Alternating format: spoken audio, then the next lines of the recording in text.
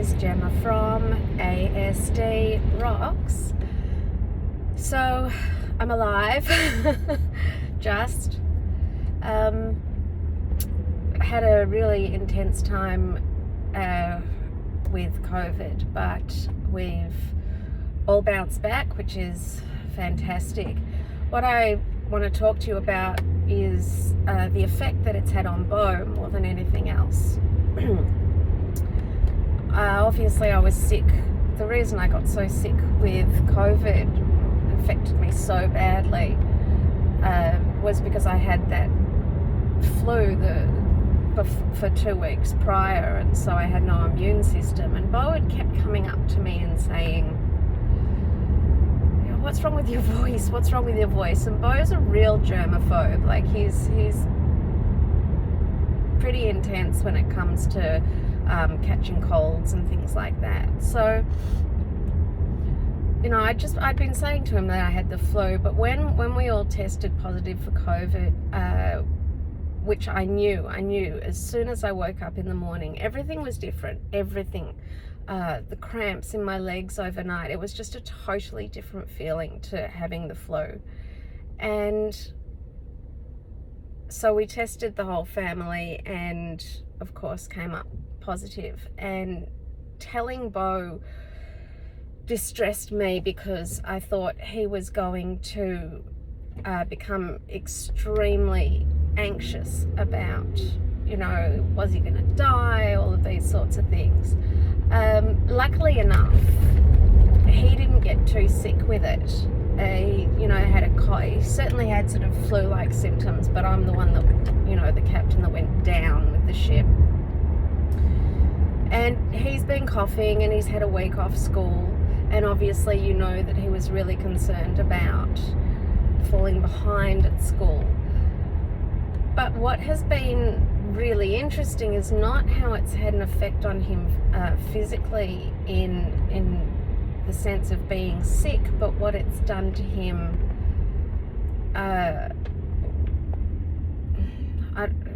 I guess psychologically would be the best way to put it, or neurologically.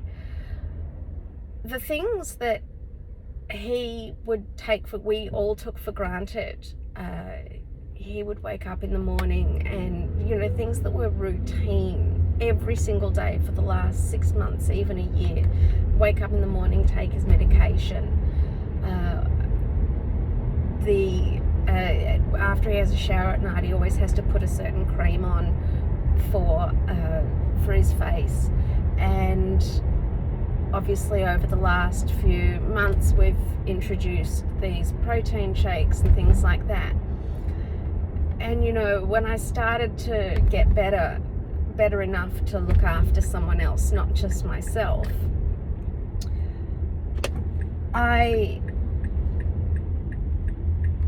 started asking him, I started noticing that he was sort of getting a lot of inflammation and stuff around some acne and things. And I said to him, have you been putting your cream on every night? And he just sort of went, oh, it's never been an issue at all. He always puts his cream on. It's part of the routine. I said to him the other day, because he hadn't put his cream on, I was like, oh, have you taken your medication? Which I never have to ask. And he was like, oh, sorry. And he's really, he's sincere. He's incredibly sincere when he says that he's sorry. He's like, oh God, sorry, I forgot. And we sort of, a lot of this was happening. Things that just has been absolutely everyday routine was just not happening. It's just not happening. And he was getting up and still, he was having showers, he was having breakfast, he was doing all those things. So it's not like he was physically incapable or limited by being ill.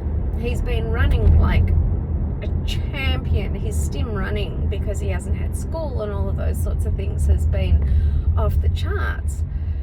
And I said to him, have you taken your medication? He said, oh, and then 5 minutes later, I started to go down the stairs, and he was just standing there on the stairs. And I said, what are you doing? What are you doing? Have you taken your medication? And he kind of just snapped back, and he was like, oh, no, oh, sorry. But he was just gone. Like, he was just standing there, frozen, halfway down the stairs, as if he'd left his body. And I think that, I always do talk about how illness does cause a regression in a lot of younger kids, or even older kids. I can't talk too much for older kids because I'm still going through the whole older kid thing. But this is different to a regression. The regression sometimes can be to do with toileting, bedwetting, verbal, where you can see actual regressions. They stop being able to use their knife and fork. You have to start feeding them again, all these sorts of regressions, and it freaks you out the first time it happens. But you do get used to it, and it's usually related to a cold or a flu or an illness or something like that, and can also be triggered, obviously, by emotional triggers. That should be not needed to be said, but colds and flus do trigger these regressions. However, I haven't found that Beau has regressed in any way during COVID other than just becoming completely vacant. It's been, quite an interesting experience. He's at home right now doing his homework, keeping up with his work. He wrote the most amazing letter to school. He's been able to, I must admit, I haven't exactly been writing him like I usually do, because I've just been so sick and I've been in bed and trying to get better myself. So I haven't sort of been on top of him with all the bits and pieces and making sure, have you done this? Have you brushed your teeth? But things that were so concrete, just disappeared. And I don't know if it's the fact that he hasn't got school in his routine, because Richard said, oh, maybe it's because he's not going to school. But on school holidays, he still does these things. He still has his medication every single day. He still puts his cream on once, if not twice a day, after every shower. So, and then to find him just vacantly standing there halfway down the stairs as if someone had turned him off was really quite surprising. So I guess the reason that I'm making this this video is so that if you find that your kid, if you get sick, or if you so many people with the Omicron variant, and the fact that the more times you get it now, they've found out that the symptoms are compounding. I wanted you to experience or understand what we've experienced from it, so that if you do find that your child just sort of all of a sudden isn't there, and then you sort of prompt him back or her back, hey, bud, were you doing so? Oh, yeah, if I ask him where he was, he can't answer. He can't say, oh, I was thinking about this or that. I've been caught halfway down the stairs where I think about something for a few seconds and then, and it stops me walking. But I'm talking, he was solid still for a couple of minutes. So, and it wasn't until I prompted him back that, the glazed eyes came back.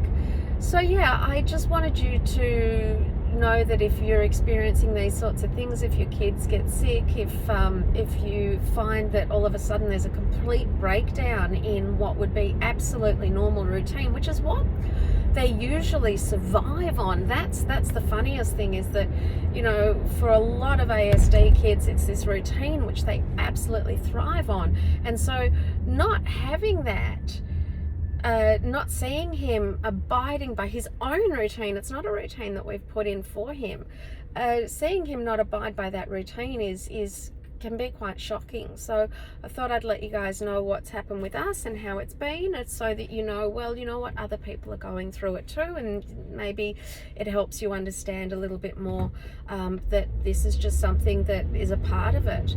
So anyway, guys, it's great to see you all again. I can't even say how much I've appreciated the messages and you know, the well wishes and everything like that. It's just been so incredibly beautiful to have everybody rally around me the way they have. So thank you so much again for that. ASD rocks, guys.